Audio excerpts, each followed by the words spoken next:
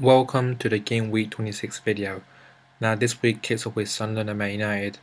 Sunderland come back from an impressive draw at Anfield when you consider the fact they were 2-0 down.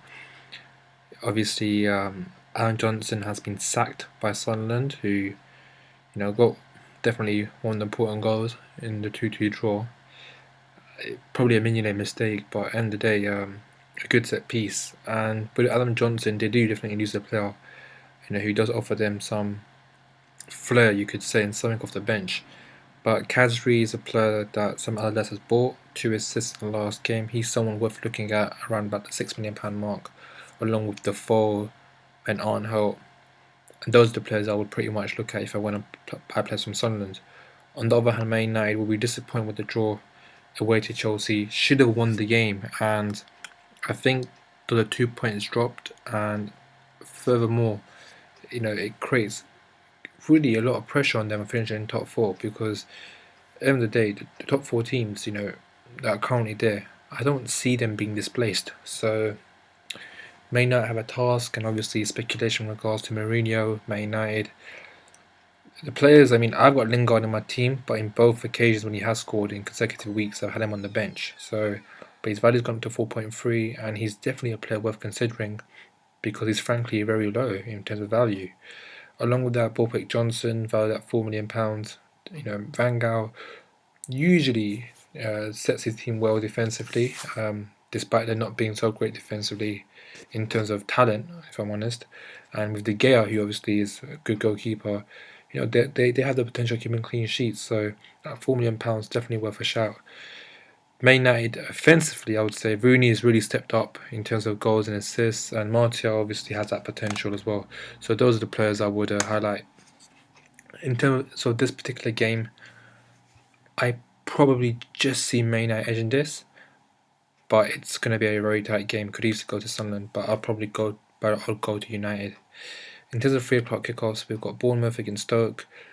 Bournemouth lost 2-0 at home to Arsenal, and I think they were a bit lackluster. They just didn't do enough in the game. They had a few chances and some good saves at the end for Bekacek, but I never felt like as if they really pinned Arsenal. Maybe gave a bit too much respect to Arsenal in the sense of they maybe should have taken the kind of approach like, for instance, Southampton have. You don't want to play with Arsenal because Arsenal will outplay you. Maybe get in their faces, try to be a bit more aggressive in the right way, and I think that might have been better for Bournemouth considering they were at home.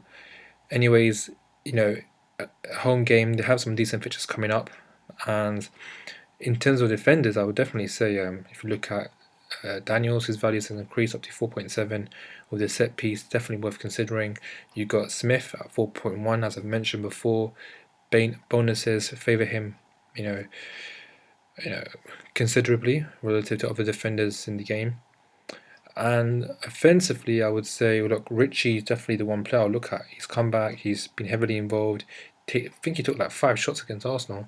So, yeah, he's a player I'll look at, along with Phobia and another players I've mentioned. So Stanislas will be coming back.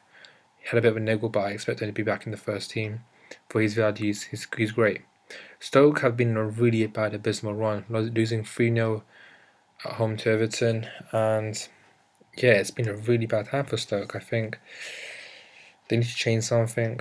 Personnel, Crouch, Waters, now you see Juve playing. It's a bit, starting to wonder, is Stoke season really kind of fizzling out? That's the kind of impression I'm getting, and I think I can probably just see this game being drawn for some reason. I just think that Stoke will probably do as much as they can to avoid defeat, but if they do lose, I think slowly Stoke fans will begin to worry because it's a bit of a slump considering knocked out 2 competitions, and now in the Premier League they're not been performing. So I see a draw, but it can go. So you can't really rule both teams for not winning this game. Palace and Watford, Palace important draw away to Swansea, considering they've been losing pretty much all the games into that draw, and defensively they have some decent fixtures coming up. So you look at the 4 defenders for Palace, and even the keeper, they're not really been keeping clean sheets, hence the value is actually quite cheap. and except for Dan, you can get any other defender for 4.5 or less, including the keeper. And Zaha, Adebayo, these are players you should be looking at. Potentially, Adebayo had 3 really good chances actually, if you look at it. So maybe not clear cut, but when the BPS of a player is minus, it kind of indicates they've actually ended up missing quite a few good chances. So he's a player I'll look at. Watford will be disappointed on the other hand.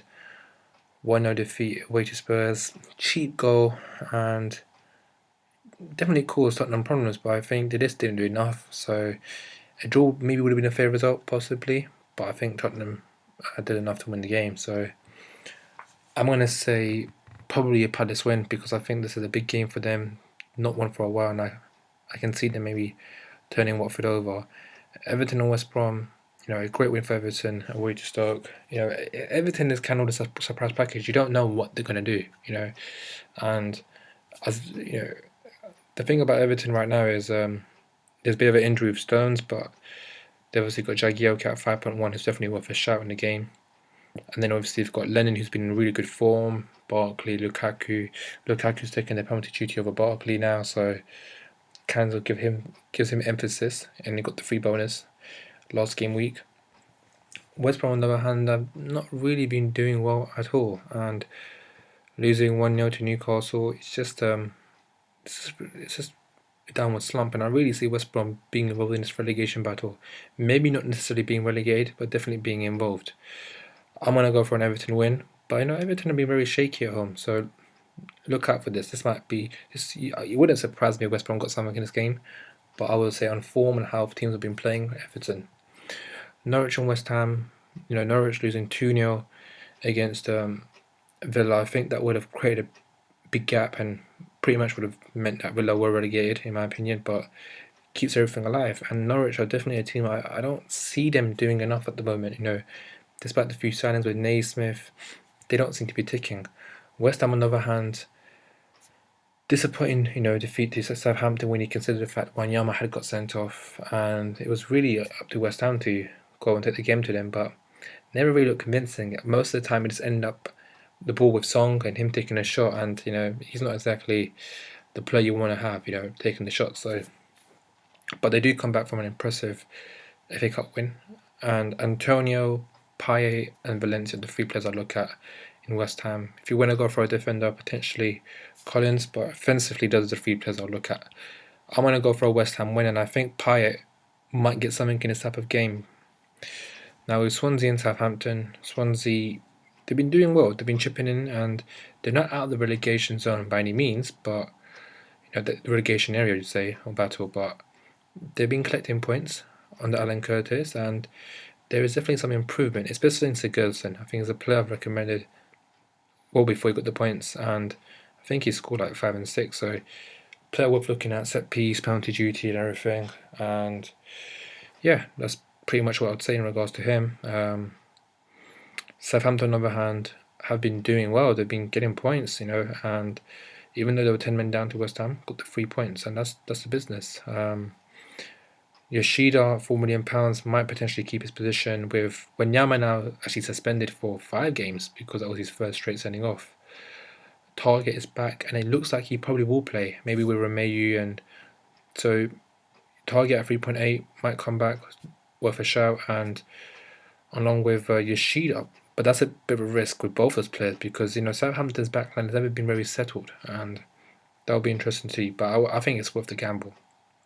And we've seen Graziano Pelle pretty much make his comeback, and he's a player worth looking at. Maybe the fixtures are not so great for Southampton at the moment, but definitely worth looking at. In terms of the 5:30 game, Chelsea and Newcastle, and Chelsea are still unbeaten on their sitting, so people must be surprising, but it's the truth. They haven't been great, on the Wenger sitting in terms of the results. Been quite a few draws, but end of the day, it's been an improvement. Costa obviously is a player you should look at. Oscar, I think Hazard slowly, but he's definitely he is a risk. But it probably might be a risk worth taking if you're up for it. And with Zuma injury, Cahill comes in, but his value is at 6.1, so it's not exactly a great improvement in terms of cost measures. On the other hand, Newcastle, important win, 1-0 to West Brom, and Mitrovic, no surprise, got the goal. Steven Taylor's at 3.8, but the reason why I would say don't go for him right now is purely because Newcastle, Man City, Everton, and Liverpool don't have a game next week, and I mean, I don't want to get people. Most people will have players from these teams, especially Man City, for instance, and you don't want to end up with limited options that game week, such that you don't even have a starting 11 to play.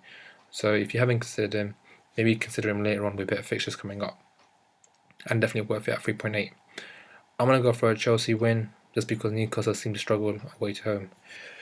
Now, the Sunday game, the midday game, the big game, probably the game that might define the title race. In terms of if Leicester win this, I think they will go on. They really create a big gap between themselves, the teams below. But if Arsenal win this, it really just makes this title race so much more interesting. Arsenal probably become favourites, but it's just still a bit open. It's going to be a tight game. Arsenal, obviously, Ozil doing very well. He was my captain last week, so obviously got some good points. But check Gabriel at 4.3. Mertesacker looks like he's been dropped, so Gabriel at 4.3 is definitely worth a shout. Also, Sanchez back. Drew is a bit of a precarious one because you don't know what Wenger will do. He might put Walcott, which he did in the away game to Leicester, which worked. So this is going to be very interesting to see. Leicester, on the other hand, I mean the players. There's nothing really more to add into what players should be looking at. Hoof is obviously a player I mentioned before. His value has gone up to 4.5. He's worth considering for sure. He obviously has that set piece, prowess, and there obviously have players around him that have been doing well. Obviously with the Mahrez and Vardy situation, both had chances in the game as well. Vardy may have not got points away to City, but believe me, he was involved. So where do I see this game going? As an Arsenal fan, I would say Arsenal, but this is going to be a really tight one because I just don't at the moment picture Leicester win this game. But I just don't. I don't know. It's going to be really tight. There's a part of me that thinks this could easily end as a draw because I think both teams might score goals. But Arsenal, I think, with that very important win against Bournemouth, and when you look at the form near the end of the season, this is the defining point. So, just because Arsenal get injuries back, Coquelin, Sanchez, and I think Mertesacker might just come back, and that's why I say maybe Gabriel's not worth that risk. I probably just give this to Arsenal, but it would not surprise me at all if Leicester won this game. In terms of Villa, Liverpool, obviously we mentioned a great win for Villa. We've seen more players getting involved with goals and assists. Vera 2, Charles Gill, Bonloho, Lescott seems to be getting quite involved in set pieces. Liverpool, Firmino's obviously put a look out for, and I wouldn't really look at anyone else if I'm honest. To be honest, at the moment, Storage looks like he'll be coming back. Maybe he's someone to look at if you want to go for a risk, but otherwise, there's not much more to add. I'm gonna say, look, Villa need to win these type of games, and Liverpool have been somewhat struggling, and despite the draw in the last game, the 2-2 against Sunderland, which practically was almost a win. I mean, whether the fans took the points away from them or whether they did, who knows. But I'm going to go for a Villa win. I think Villa might turn it around, and I think we're going to see a very interesting title race this season and a relegation fight this season. And lastly, Man City, Spurs, two teams on top four. I think these two teams will finish on top four, along with Leicester and Arsenal. I'm going to go for a City win just because I think Spurs' defence has been kind of shaked up with the injury. Wyman as a player, even I've got in my team, but I think Aguero is too strong. Man City will be raring to get back and do something from that defeat. So yeah, I'm going to go for a Man City win, but I see Spurs scoring goals, so consider Kane, consider normal players.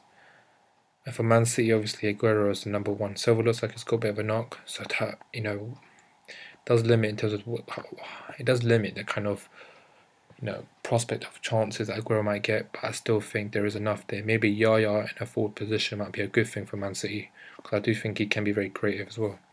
So that's my analysis of Game Week 26, and good luck for the Game Week.